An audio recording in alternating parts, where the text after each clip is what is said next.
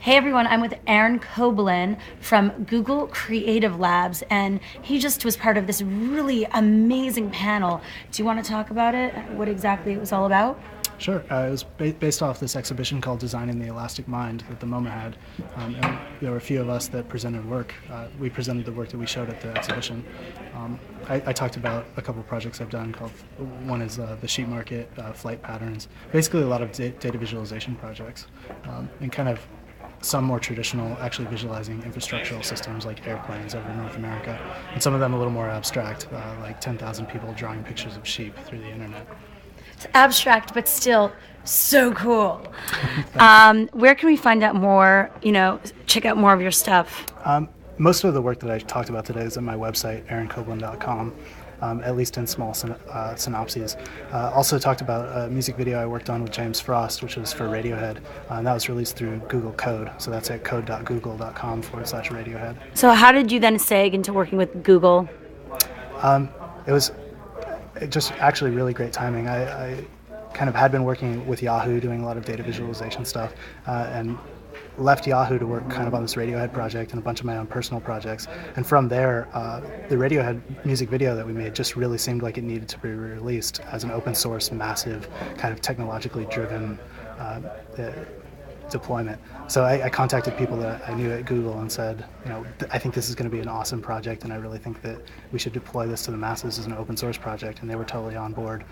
So that's kind of how I got started to talk with them. For people who haven't seen the video, can you describe what exactly you did for it?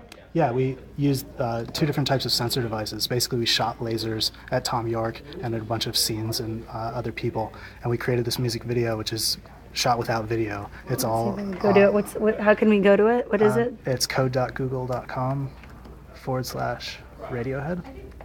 Okay. And basically, what you see is this video that's made of these particles, and all of those particles are points scanned by lasers. Let's see. I'm actually trying to go on right now. Here, you want to go on while I talk? And you can continue talking. Sure. So now, besides this Radiohead project, what are you working on with Google? Well, is this connected actually? Yeah. Well, that's my blog you're going to. Nice. We're having some technical difficulties right here, but it's all good. Because I really want to show you this video. It's just so cool. All right, let's look at this one. Okay. Let's go. Yes, it's working. Okay. Do you want to play it? And I'll just throw in. How is this video made? Where is it? There you go. I just want to show you guys, and then you could talk more about it. Let's see. I love this song. Okay, so if you know Radiohead, then you definitely have seen this video. Wow, amazing. Is this kind of what is Google going to be doing more stuff like this? Yeah, that's the plan. Yeah, you're like that. So basically, I'm part of the Creative Lab, and the Creative Lab is basically tasked with telling the world about all the awesome things that Google does, because I think when most people think about Google, they think of search.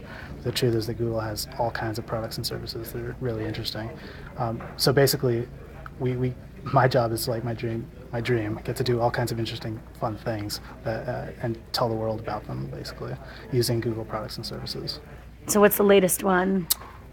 Well, just a couple of days ago, and this is a really small example, but Android was released with the open source stuff. That's not a small one. I well, mean, not small for Google, but what I did. Oh, okay. I unfortunately didn't create Android, but I did create on the front page of Android.com a little Flash application that basically generates an infinite number of logos.